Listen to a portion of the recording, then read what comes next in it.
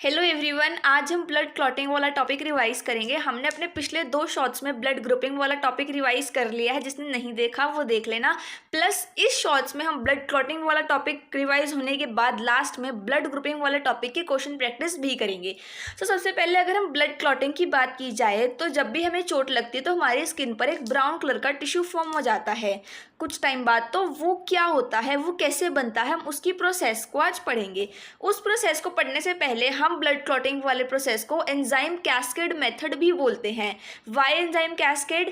Cascade अगर English language में बात की जाए तो एक कॉन्टिन्यूसली फॉलिंग वाटरफॉल को हम कैस्केड बोलते हैं। इसी तरीके से यहाँ पर एंजाइम एक के बाद एक एक्टिवेट होता रहता है, इसी वजह से हम इसे एंजाइम कैस्केड मेथड बोलते हैं। उसके बाद अगर बात करें तो ये प्रोसेस चलती कैसे है, में एक इंजर्ड टिश्यू थ्रोम्बोप्लास्टिन नाम के क्लॉटिंग फैक्टर को रिलीज करेगा और यहाँ से कैल्शियम आयन की प्रेजेंस में ये थ्रोम्बोप्लास्टिन थ्रोम्बोकाइनेज को एक्टिवेट करेगा। ये थ्रोम्बोकाइनेज प्रोथ्रोम्बिन से थ्रोम्बिन में कन्वर्ट करेगा कैल्शियम आयन की प्रेजेंस में, and with the help of thrombin fibrinogen will be converted into fibrin, and ये फिब्रिन डैमेज्ड और डेड सेल्स की मदद से एक ब्लड कोआगुलेट फॉर्म करेगा जिसमें से एक लिक्विड ऊज आउट होएगा जैसे कि हम सिरम बोलते हैं। इस प्रोसेस में हमारे पास सबसे ज़रूरी है विटामिन के की प्रेजेंस, क्योंकि वही विटामिन के हमारे क्लॉटिंग फैक्टर्स को सिंथेसिस करने में हेल्प करेगा।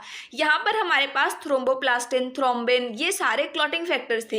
इन क्लॉटिंग फैक्टर्स को याद करना, इस प्रोसेस को लिखना, इस प्रोसेस को याद करने की ट्रिक मैंने अपने टेलीग्राम चैनल पर हैंडरिटन नोट्स के थ्रू पोस्ट की हुई है। Come on practice session. So अब हम प्रैक्टिस करेंगे ब्लड ग्रुपिंग वाले टॉपिक की। सबसे पहले तो मैं इस ब्लड ग्रुपिंग वाले टॉपिक के कुछ क्वेश्चंस यहाँ दूंगी, बाकी questions I am posting it on my Telegram channel. यहाँ वाले क्वेश्चंस के आंसर आपको पिन कमेंट्स में मिल जाएंगे। उसके बाद कुछ एक होमवर्क क्वेश्चन भी आपको मिलेगा लास्ट में, उस होमवर्क क्वेश्चन का आंसर आपको कमेंट सेक्शन में देना है। A person needs a blood immediately and his doctor friends offers him blood without checking the compatibility. So what is the blood group of the doctor friend?